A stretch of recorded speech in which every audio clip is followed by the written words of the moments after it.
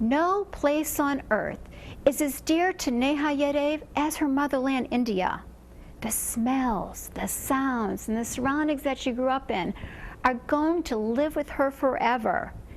In this ode to her motherland, NehaY relives her pride and recounts her dreams for this wonderful nation, rich and replete with history. NehaY, India, my motherland. Om Asato Ma Sadgamaya, Tamaso Ma Jyotirgamaya, Mrityorma Amritam Gamaya. The Sanskrit shloka that you just heard originated in India over 3,000 years ago. Yet the simple meaning it carries is the essence of what I dream for my motherland, even today. Lead us from ignorance to truth, from darkness to light, and from death to immortality. If there's one place on the face of the earth where all the dreams of living men have found a home, from the very earliest days that man began the dream of existence, it is India, said the noted French scholar Romain Rolland. And indeed, India has been the birthplace of many of the ideas, philosophies, and movements that have shaped the destiny of mankind.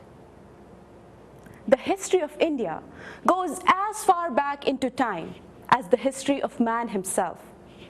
India was home to one of the most ancient civilizations in the world, the Indus Valley civilization, that lasted for over 8 centuries. Over the years, India became a bubbling pot of knowledge, research, and ideas in every field imaginable: mathematics, science, astrology, astronomy, arts, literature. The list is endless. This was a golden period in Indian history. Ancient India was a rich land, its wealth lying not only in its silver and gold, but also in its powerful minds. So many legendary men have lived and died here, etching their names in letters of gold. Aryabhat, the man who gave the world the number 0. Or Sushruth, who's known as the father of modern-day surgery. The decimal number system originated in India, and so did the first school of medicine known to mankind, Ayurveda.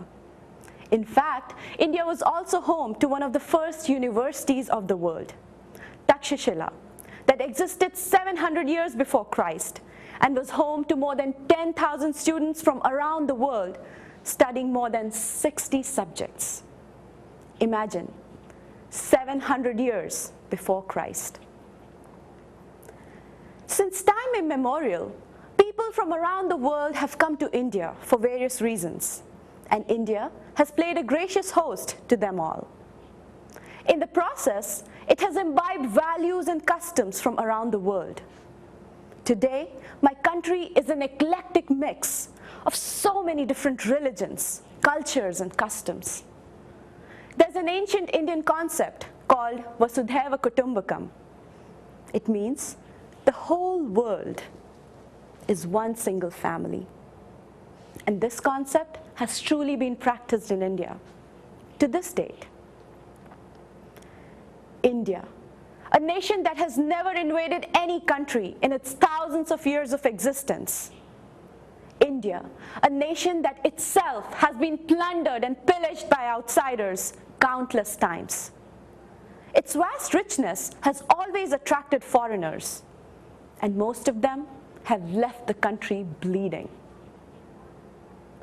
India's freedom struggle from the British rule was exemplary, an example for the world to follow.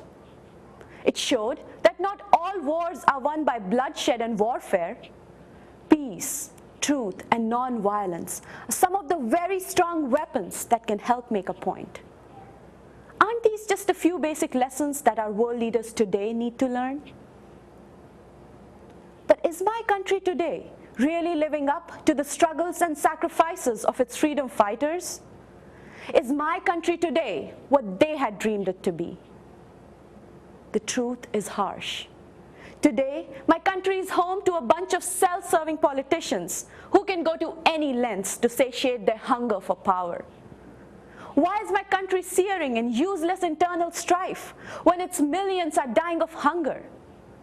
Why is corruption eating away into my nation's heart like some strange parasitic worm?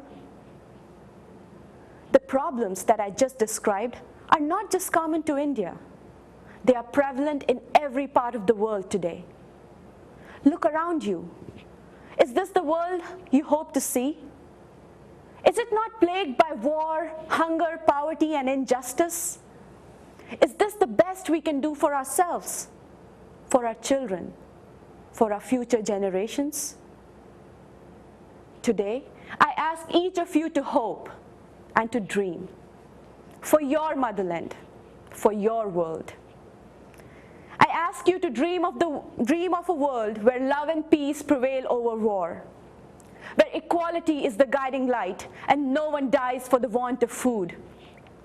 A world where we together strive to reach the zenith of knowledge, of learning. No lines can better summarize my dreams for my beloved nation and for our world in general than the following by the Nobel Prize-winning Indian writer and poet, Gurudev Rabindranath Tagore. Where the mind is without fear and the head is held up high. Where knowledge is free. Where the world has not been broken up into fragments by narrow domestic walls. Where the words come out from the depth of truth and the mind is led forward by thee into ever-widening thought and action. Into that heaven of freedom, my Father, let my country awake. Into that heaven of freedom, my Father, let my country awake. Thank you.